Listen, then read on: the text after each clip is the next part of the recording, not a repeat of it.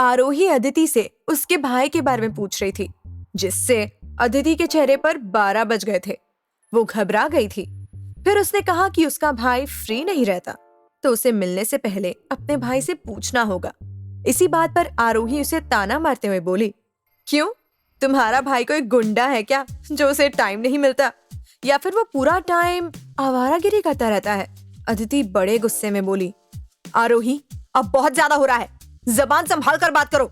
आरोही उसके मन में यही डर पैदा करना चाहती थी, क्योंकि जब तक वो उस पर हावी नहीं होगा तब तक अदिति भी हार नहीं मानेगी। पर इसके बाद आरोही ने भी कुछ नहीं कहा। तब तक शिवाय भी अपना कॉल अटेंड करके वापस आ गया था। वो तीनों शांति से बैठकर अपना डिनर कर रहे थे। अदिति के मन में बस यही चल रहा था कि वो कैसे भी करके आरोही को शिवाय से दूर कर दे। वो जानती थी कि पूरे टाइम के लिए उसे उससे दूर नहीं कर सकती थी, पर कुछ देर के लिए वो उसे कहीं दूसरी जगह तो भेज सकती है। और तभी उसके दिमाग में एक जबरदस्त आइडिया आया। वो अपना गला साफ करते हुए बोली, अच्छा आरोही, मैंने सुना है कि तुम कहीं जॉब नहीं कर रही। क्या तुम्हें घर पर रहना बहुत पसंद है? वैसे आजकल तो मोस्टली लड़कियां जॉब करती हैं, तो फिर तुम क्यों नहीं? आरोही ने बड़े आराम से जवाब दिया, बस यूं ही। मैं काफी टाइम से जॉब कर रही हूँ, तो सोचा थोड़ा ब्रेक ले लूं। वैसे भी मुझे घर पर बैठकर कोरियन ड्रामा देखना बहुत पसंद है। वो ऑफिस जाने से कई ज्यादा इंटरेस्टिंग होते हैं। अदिति हल्का सा हंसते हुए बोली, फिर तो तुम और मैं बहुत डिफरेंट है। अगर मैं तुम्हारे जैसे पूरे दिन घर पर बैठी रहूं और कोई काम ना करूं, तो मैं बोरियत से ही मर जाऊं।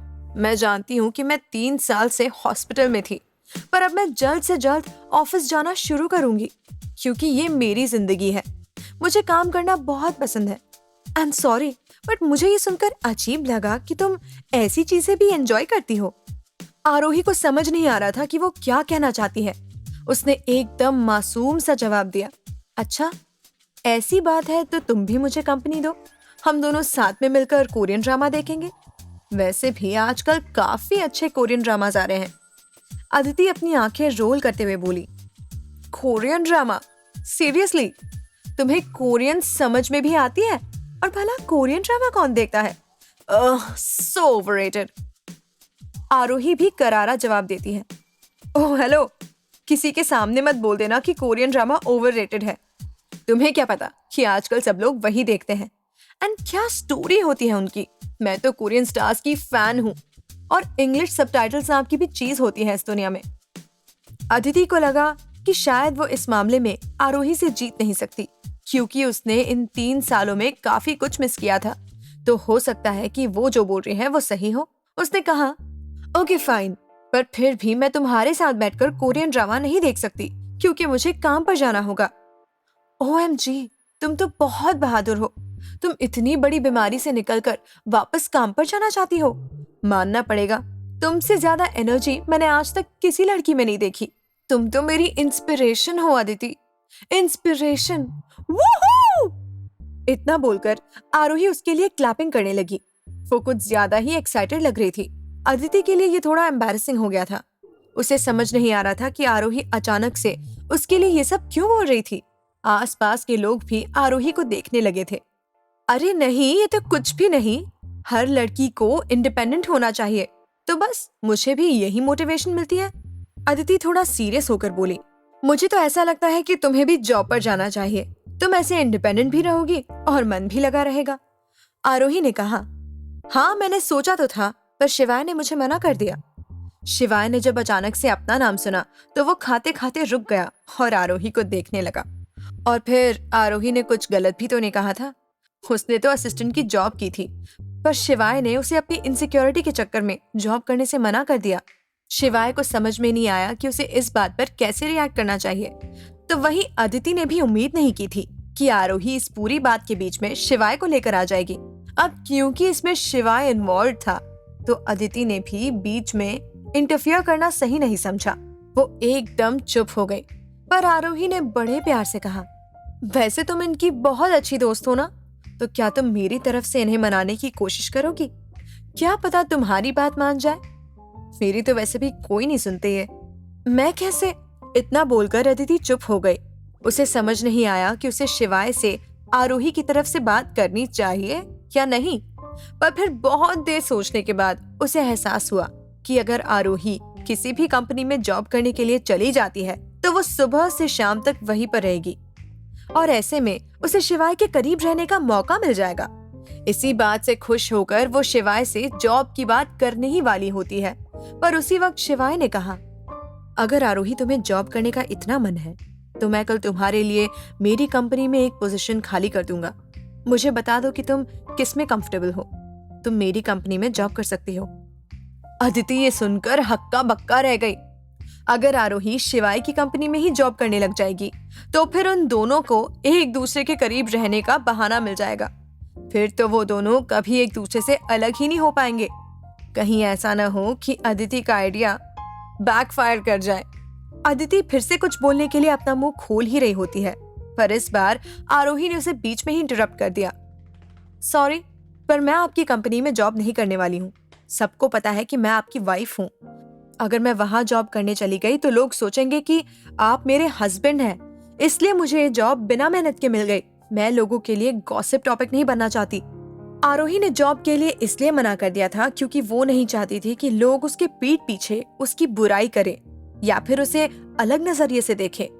शिवाय ने थोड़ा चिढ़ते हुए कहा, तो फिर तुम क्या चाहती हो? आरोही कैजुअली बोली, कुछ ज्यादा नहीं, मैं चाहती हूँ कि बस मुझे किसी अच्छी कंपनी में जॉब मिल जाए और वहां पर लोगों को हमारे रिलेशनशिप के बारे में पता भी ना हो। मैं किसी से भी कोई स्पेशल ट्रीटमेंट नहीं चाहती हूँ। शिवाय इसकी बात सुनकर फीकी स्माइल देते हुए बोला, अच्छा, तो तुम चाहती हो कि मैं तुम्हारे लिए किसी कंपनी को अप्रोच करूं, पर तुम ये नहीं चाहती कि उन लोगों को हमारे रिलेशन के बारे में पता चले। तो क्या ये सब तुम्हारे एथिक्स के खिलाफ नहीं है? आरोही ने उसके हाथ पर हाथ रखते हुए बड़े प्यार से जवाब दिया, बिल्कुल नहीं, ये थोड़ा डिफरेंट है। किसी के लिए अप्रोच करने से ये पता नहीं चलता है कि आपका उस इंसान से क्या रिश्ता है, पर अगर किसी को ये पता चल जाए कि मैं आपकी वाइफ हूँ तो फिर बात पूरी चेंज हो जाएगी। आप समझ रहे हैं ना कि मैं क्या कहना चाहती हूँ? शिवाय और अदिति दोनों ही आरोही को ब्लैंक एक्सप्रेशन से देख रहे थे। उन दोनों को ही उसकी बात समझ नहीं आई, पर शिवाय ने फिर भी हाँ कह दिया। वो नहीं चाहता था कि आरोही जॉब करे, पर इस बार वो उसे मना करके दुखी नहीं करना चाहता था, क्योंकि उसने ऑलरेडी काफी कुछ कर दिया था। तो वो बस उसका मन रखने के लिए बोला, ऑलराइट, अब अगर तुमने फैसला कर ही लिया है तो। शिवाय से पहले कि अपनी लाइन कंप्लीट करता, अदिति ने उसे बीच में ही रोकते हुए कहा, एक्चुअली मेरे पास इससे भी बेटर प्लान है। शिवाय, तुम आरोही को स्प्रिंग टेलीकॉम में काम करने के लिए क्यों नहीं भेजते? ये कंपनी उसके लिए परफेक्ट है। शिवाय ने जब अदिति के मुंह से स्प्रिंग टेलीकॉम का नाम सुना तो उसकी आंखें एकदम बड़ी बड़ी हो गई, क्योंकि ये कंपनी अदिति के पेरेंट्स की कंपनी थी। पर शिवाय को ये समझ नहीं आया कि वो आरोही को उस कंपनी में जॉब क्यों दिलवाना चाहती थी। आरोही को ये ऑफर इंटरेस्टिंग लगा। वो थोड़ी एक्साइटेड होते हुए बोली, स्प्रिंग टेलीकॉम, ये क्या है? प्लीज मुझे बताओ ना, मैं जानना चाहती हूँ।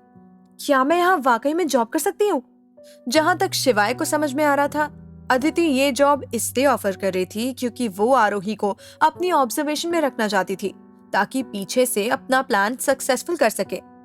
अदिति ने शिवाय के चेहरे पर डाउट देख लिया था। उसे समझ में आ गया था कि शिवाय को गड़बड़ लग रही है। उसने एक्सप्लेन करते हुए कहा, आप लोग मुझे गलत मत समझना, मैं सच में चाहती हूँ कि आरोही वहाँ पर जॉब करे। वैसे भी उस कंपनी में एक पोजीशन खाली है जो आरोही के लिए बेस्ट रहेगी। आरोही, तुम क्या कहती हो?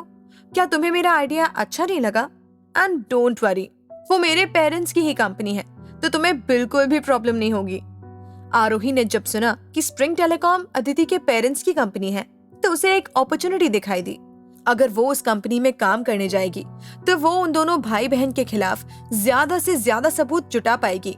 अगर वो एक बार कंपनी में चली गई तो उसके लिए अदिति और सुल्तान का पर्दाफाश करना थोड़ा आसान हो जाएगा। वो बड़ा खुश होते हुए बोली, ठीक है अदिति, मुझे कोई प्रॉब्लम नहीं है, मैं वहां पर जॉब करने के लिए बिल्कुल तैयार हूँ। बताओ मुझे कब से ज्वाइन करना है? और वैसे भी तुम हो ना वहां मेरा ध्यान रखने के लिए, तो फिर मुझे क्या फिक्र। अदिति ने उम्मीद नहीं की थी कि आरोही जॉब के लिए इतनी जल्दी हाँ बोल देगी। ये देखकर उसे भी बड़ी हैरानी हुई, पर उसने उस पर ज्यादा ध्यान नहीं दिया। वहीं आरोही मन ही मन बहुत खुश हो रही थी कि फाइनली अब इस डिनर का कुछ तो फायदा निकला। एंड में उसे एक अच्छी खबर मिल गई थी और साथ ही साथ एक जॉब भी। क्या आरोही सच में उस कंपनी में काम कर पाएगी या फिर शिवाय उसे मना कर देगा? और क्या आरोही सबूत इकट्ठा करेगी?